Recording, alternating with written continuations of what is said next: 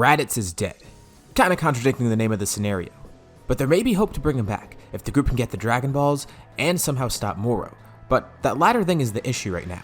Moro has become incredibly powerful, combining the powers of Ultra Instinct and Ultra Ego, while also merging with the moon. The longer this fight goes on, the tougher it gets.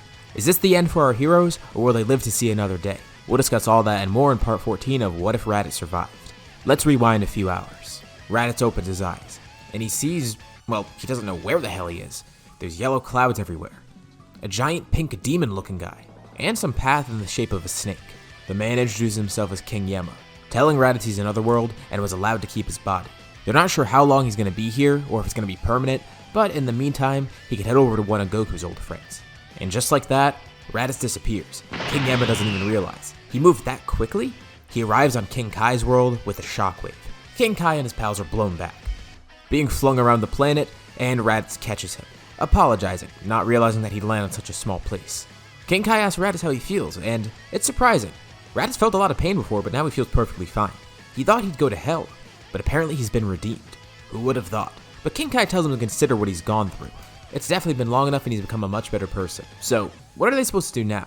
Well, Raditz can just wait. King Kai says they're probably going to try to revive him with the Dragon Balls, but in the meantime, Raditz has a couple ideas of what they should do. He asks King Kai if he has any good alcohol around. Really? At a time like this? Fast forward an hour and King Kai is no longer terrified of Raditz. The intimidation he felt is gone because now, the two of them are drunk together. Raditz is mostly surprised to find out that dead people can get drunk too. But amidst their drinking, Raditz realizes, oh crap, he could use this time to learn some new techniques maybe. Well, King Kai says there's not really anything to teach him right now.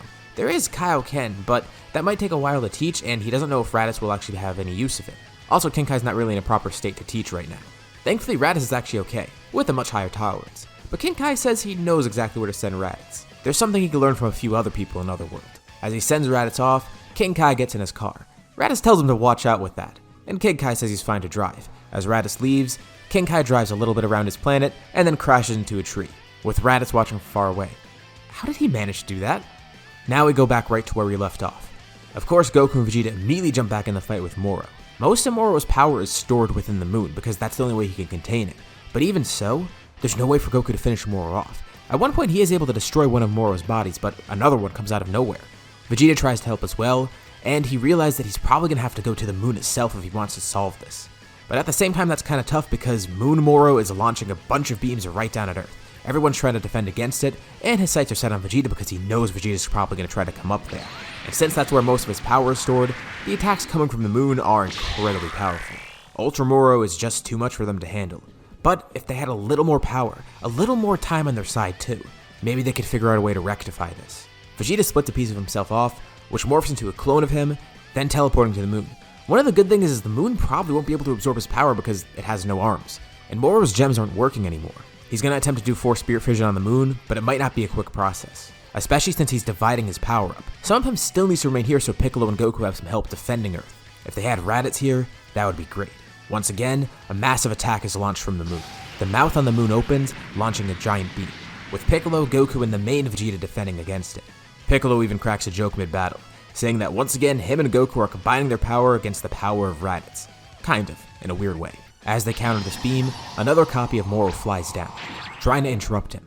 But that copy of Moro disappears, vanishing into dust. They sense a familiar key and see a purple flash of light on the battlefield. A pillar of purple fire erupts, launching a fiery red beam out of it, which then helps destroy the beam that Goku, Piccolo, and Vegeta are trying to defend against. A menacing silhouette walks through the flames. Glowing eyes can be seen through the fire. Also, they smell tobacco and alcohol for some reason, but they can immediately tell who it is. Thankfully, Shenron has grown better over the years and has kind of improved.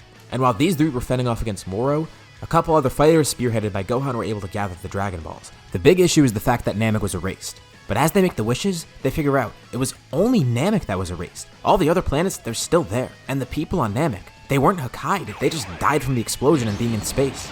They were concerned about this because if everyone was erased, they couldn't be revived. But as they make their wishes, they come to realize they actually weren't erased. So they're gonna have to make a really specific wish here. 1. Restore the planets that have been destroyed. Of course, this doesn't include Namek. 2. Bring all the good souls from Namek here. Once they solve this issue, they'll find them another planet. And 3. Revive all the good people killed by Moro. They didn't even notice the sky turned dark because they were so distracted by the moon and the fact that the sky was already filled with smoke over here. Those purple flames dissipate as Raditz steps through them. lighting another cigar with his aura alone. He takes a puff of it, thanking King Kai. They really do have great cigars and alcohol in Otherworld. Goku's elated, as is everyone else. Raditz is finally back, and Moro laughs. Great, he can kill Raditz twice. Better yet, absorb his power too. 2 snacks for the price of 1. Raditz points at Moro, or I guess the moon. He doesn't know where to look. He's not going to have such an easy time here.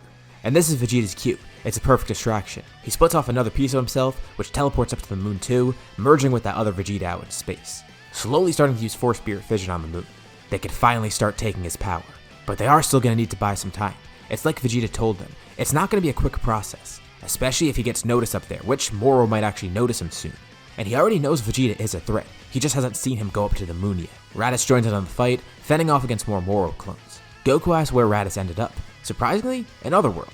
And Raditz says he didn't see their parents, which he's not really surprised about considering they were genocidal warriors after all, and didn't have as much time to redeem themselves like Raditz or Vegeta. And yeah, Goku never really thought about that, but isn't too surprised. But he's glad to see Raditz met King Kai. So, did he learn any cool techniques from him? And Raditz says he didn't learn something from King Kai, but he mentioned something he saw in the Tournament of Power that could have been useful. He wanted to see if he can get some of those Patara earrings, you know, the ones that those Saiyans from Universe 6 used. Vegeta's also mentioned before that his Force Spirit Fission can undo fusion, so maybe they could try fusing, but he wasn't able to get any Patara earrings. Instead, King Kai had another idea, a technique for Raditz to learn that could do kind of a similar thing, without the need for Patara earrings. And Goku's amazed, not realizing that was possible. He sure learned that when he was with King Kai decades ago. Raditz learned it so quickly too, and he says it's because it's a dance. A dance? But he warns Goku, if they screw it up, well, they're pretty much screwed. They have to get this right in one try. But if it works, it'll be amazing. Moro's using the power of Ultra Instinct and Ultra Ego together, so maybe they can too. Well, maybe it'll work. He's not entirely sure. But first, they need to match each other's powers. They need to buy some time too, and Piccolo says he'll do that. If they only need a few moments, he'll try and distract Moro, with the copy of Vegeta that's on Earth. Raditz and Goku power down into Super Saiyan Blue. This way they can match each other's strength. Piccolo and Vegeta charge into the front lines, trying to distract Moro, and Moro doesn't know what they're trying to do. Why'd they power down? Are they already tapping out? That's what he assumes. Piccolo and Vegeta are just trying to defend them, because Raditz and Goku are too weakened, which is kind of funny. Raditz just got here and he's already tired out. And Moro hasn't even tried to drain their energy yet. At least, not to its full extent. But the distraction works. And thankfully, Goku's able to get it down on the first try. The fusion dance is a success. A blue pillar of light pops up, distracting Moro. The moon opens its mouth once again, launching another massive beam, concentrated on where that pillar of ki is. The beam makes contact with something, and then just dissipates. It was stopped, and not by an attack, but by the aura of whatever this fighter is. The aura slowly dissipates. Moro looks on shocked. The aura alone was enough to defend against that? And there stands a fighter, one that looks kinda like Goku and kinda like Raditz, with blue hair. The fusion jokes too. He needs a name. Maybe they should combine their two names together too, just like a fusion would. The man introduces himself as a Goditz, telling Moro that he's about to face defeat at the hands of the two brothers. He tries to transform, utilizing both Ultra Instinct and Ultra Ego at once, but he's only able to go into Ultra Instinct, which is still great, but why didn't it work? Why can't he use both at once? At least with Ultra Instinct he's able to dodge all of Moro's attacks while he tries to think through everything, but it hits him.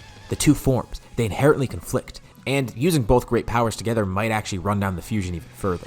But that makes sense. It explains why Moro was so unstable, trying to use both powers at the same time. But even if they can't use the powers at the same time, they can still use both of the powers, just separately. Goditz tries this out, switching into Ultra Ego, easily Hakkaiing one of Moro's clones.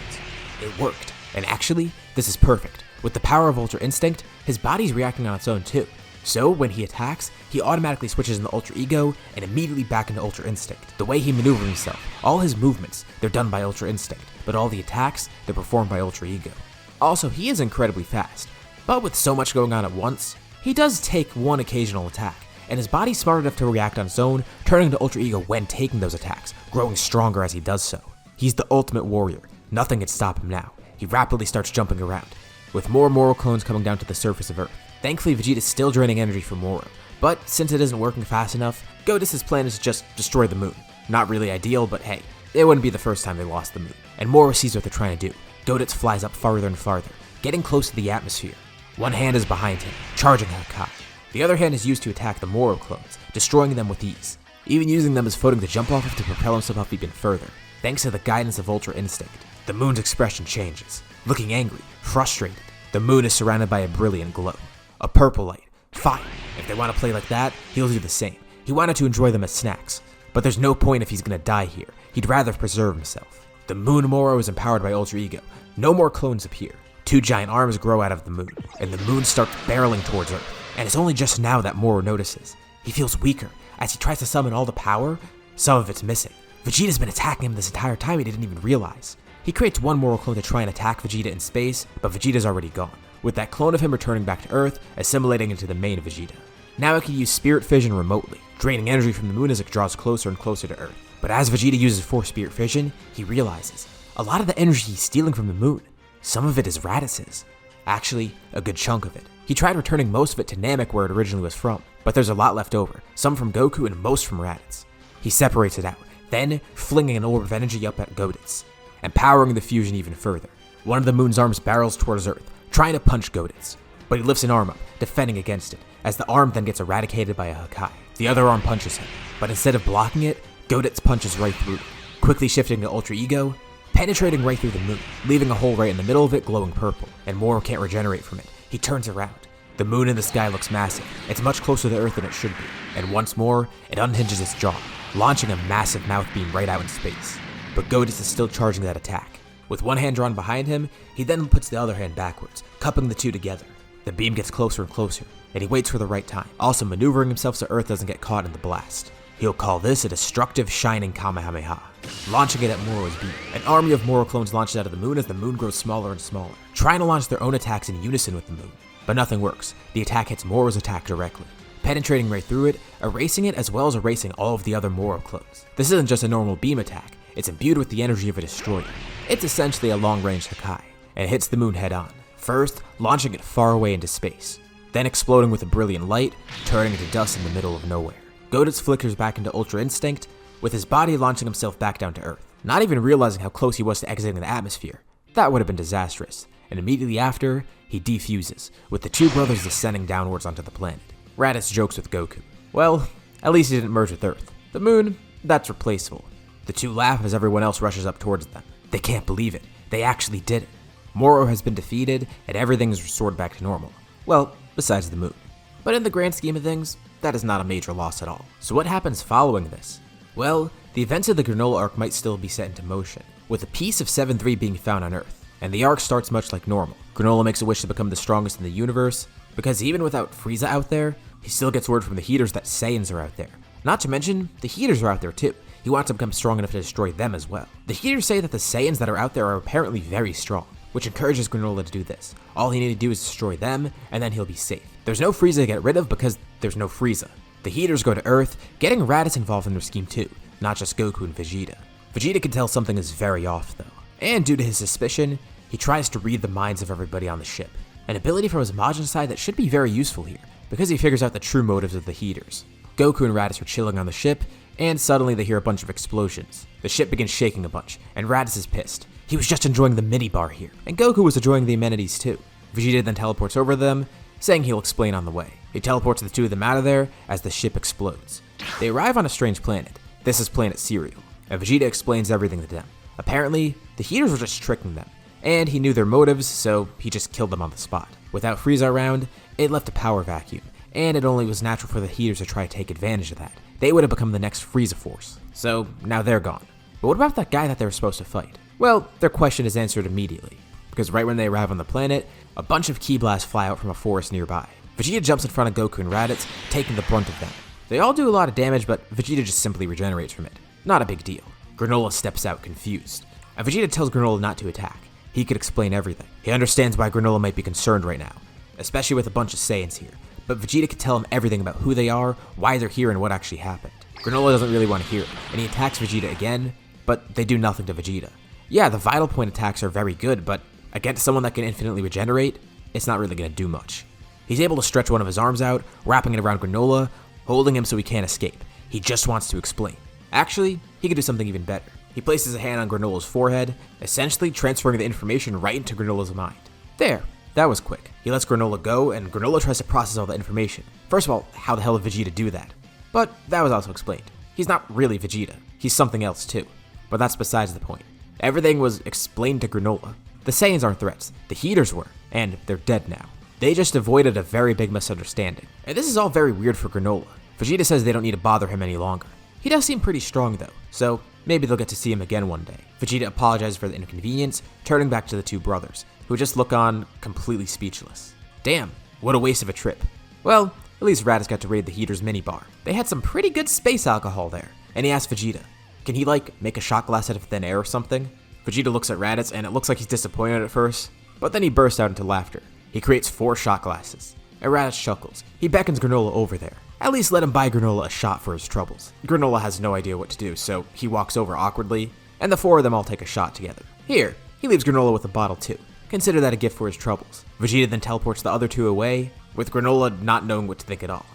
That shot was good though, although probably not a good idea. His lifespan is already short to begin with, so maybe the alcohol wasn't the smartest option. And this is where we'll leave off for now. We still have one more part to the series left, which will make it one of my longest on the channel. Let me know what you guys think is going to happen next and what you thought of this part. If you liked the video, be sure to drop a like, and hit that subscribe button if you haven't already. As always, thank you all for watching, and I'll see you all in my next video.